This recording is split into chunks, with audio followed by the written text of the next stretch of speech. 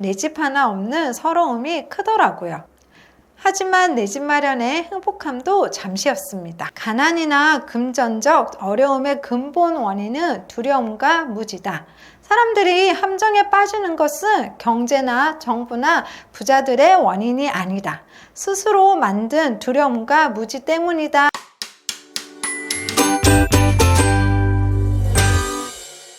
안녕하세요. 수도권 생활 12년차 경상도 토박이 출신 현진아라입니다. 지방에서 처음 올라와서 서울 아파트를 구하다 보면 두 가지에 놀라는데요. 첫 번째는 가격입니다. 내가 살던 지역에서 이 가격이면 30평형대 새 아파트 혹은 준신축에 내 집 마련할 수 있는데요. 그 돈으로는 서울의 허름한 아파트, 그것도 전셋값에 불과하다는 사실입니다. 사실 전셋값이라도 되면 다행인데요. 이제는 반전세라고 해서 일정 보증금에 월세를 추가해서 내는 경우도 허다합니다. 두 번째는 낡고 복도식 아파트에 거주하는 것에 익숙하다는 겁니다. 테트릭스 게임처럼 지상에 주차를 해야 하고요. 필요시에는 비 오는 날 겨울 차가운 바람 속에서도 내 차를 가로막고 있는 차도 밀어야 하는데요. 주차 문제뿐만 아니라 녹물, 층간소음, 좁은 베란다, 부족한 커뮤니티 시설 등 요즘 새 아파트에 비하면 불편한 점이 한두 가지가 아닙니다. 이제 10년 넘게 살다 보니까 아파트 내부는 고치면 되고 나머지 불편함은 살다 보면 적응이 되던데요. 처음에는 사실 이해가 잘 안 되었습니다. 2013년 처음 서울 올라와서 구했던 첫 집은 영등포 쪽에 오래된 아파트였는데요. 아이 키우는데 녹물이 그렇게 나오고 잦은 고일러 보장에 추운 겨울을 보내야 했습니다. 게다가 주차 사고도 본의 아니게 내기도 했는데요. 부산에서는 도배장판 새로 하고 신혼가구 살림에 따뜻한 내 집에서 살다가 서울살이 하려니까 내 집 하나 없는 서러움이 크더라고요. 전세의 2년 계약이 끝나자마자 더 이상 이런 곳에서 살 수 없다며 경기도 외곽 대형 평수 준신축 아파트를 매수했습니다. 하지만 내 집 마련의 행복함도 잠시였습니다. 요즘 얼어 죽어도 신축. 하지만 전 그렇게 혐오했던 서울의 낡고 불편했던 아파트, 이제 그런 곳만 쳐다봅니다. 그 이유 제 사례를 통해서 알려드릴게요. 이 영상 끝까지 보시면 여러분도 두 마리 토끼 한 번에 잡으실 수 있을 거예요. 가장 큰 이유는 자산의 격차가 벌어진다는 겁니다. 처음에는 이해가 되지 않았던 서울 아파트 가격인데요. 이 돈이면 내가 살던 지방에서는 작은 건물 하나 사서 월세도 받겠는데 왜 이렇게 낡은 아파트에 살지? 했습니다. 하지만 부동산 공부를 하고 점점 더 상급지로 이사를 다니면서 몸소 깨닫게 되었는데요. 바로 내가 좋아하는 곳보다 대다수의 사람들이 살기 편하고 선호하는 곳이 나의 자산을 불려준다는 것을 알았기 때문입니다. 제가 살던 서울의 구축 전세 가격과 이사 갔던 곳 가격을 한번 비교해 볼게요. 저는 2013년도에 서울에 올라왔었는데요. 당시 서울 부동산 시장은 오랜 침체기 끝 무렵이었습니다. 사람들이 매매를 꺼려하다 보니 전세가 인기 있었는데요. 저 역시 모르는 서울에 괜히 집 샀다가 하는 마음이 앞섰고 그래서 전세로만 찾아봤습니다. 그렇게 찾은 아파트가 영등포의 39평 구축 아파트였습니다. 오히려 큰 평수가 저렴했던 시기였는데요.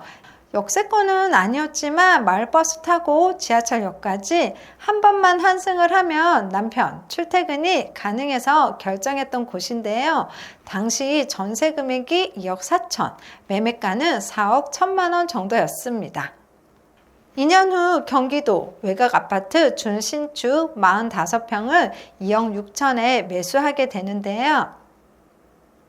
이렇게 내부 구조만 봐도 구축과 신축의 차이가 보이실 거예요.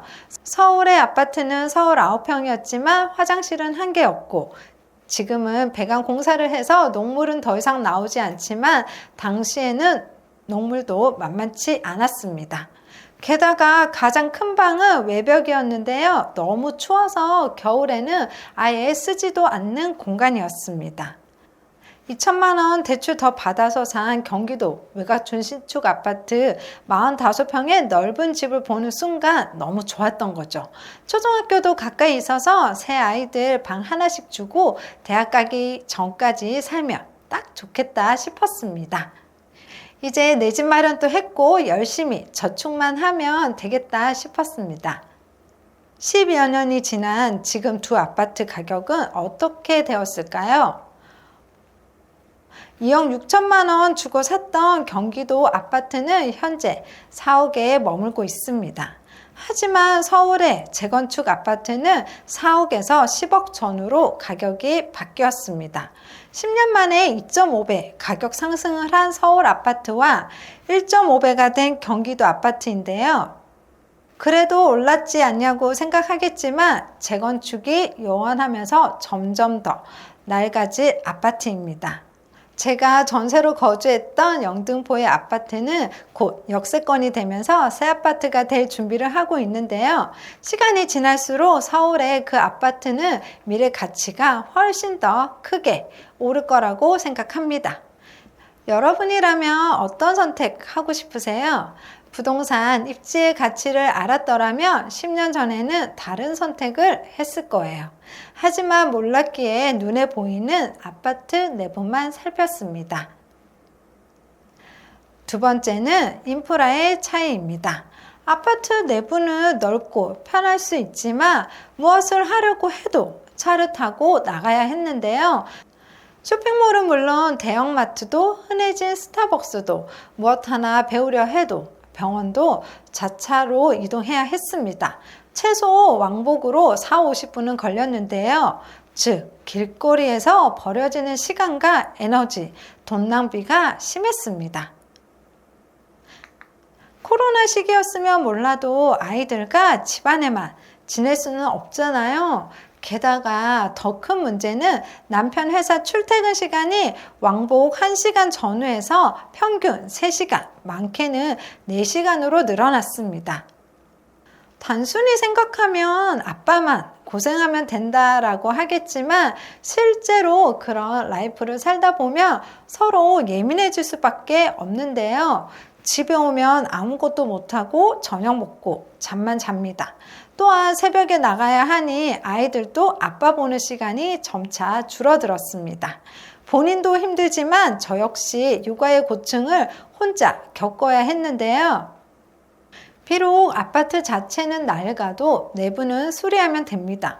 이 부분은 제가 바꿀 수 있는 부분이잖아요.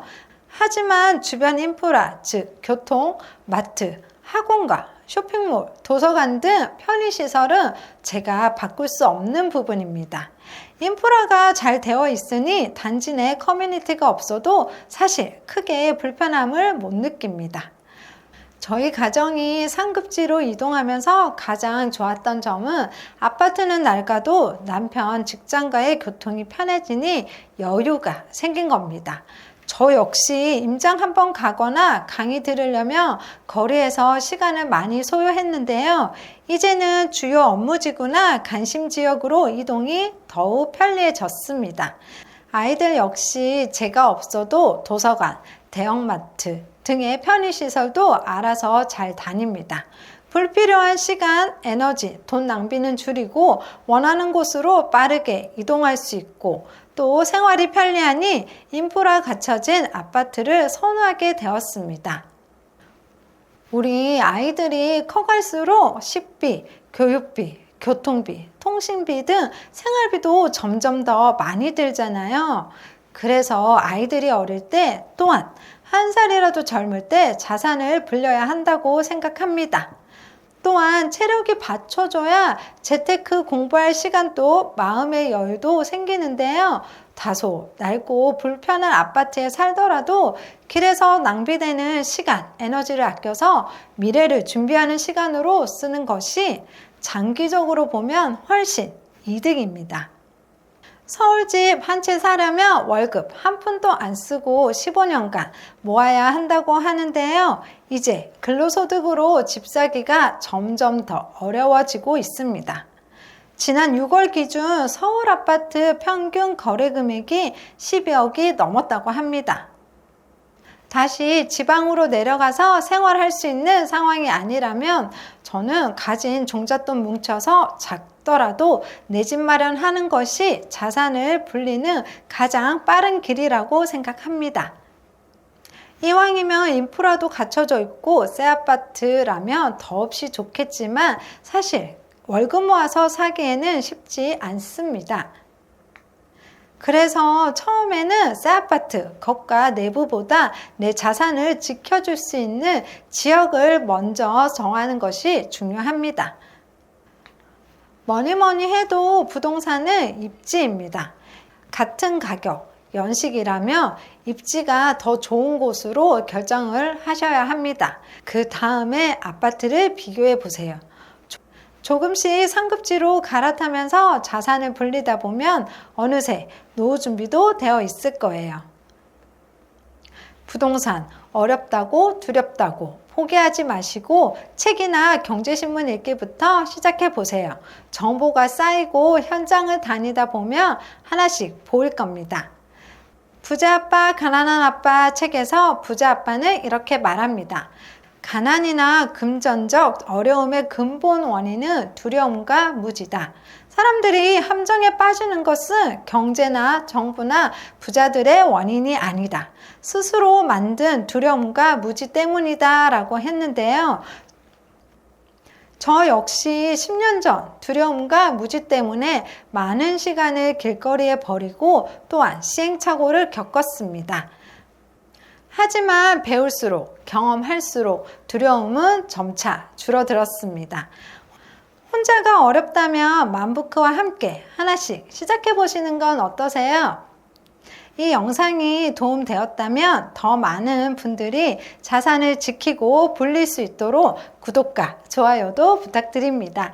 감사합니다.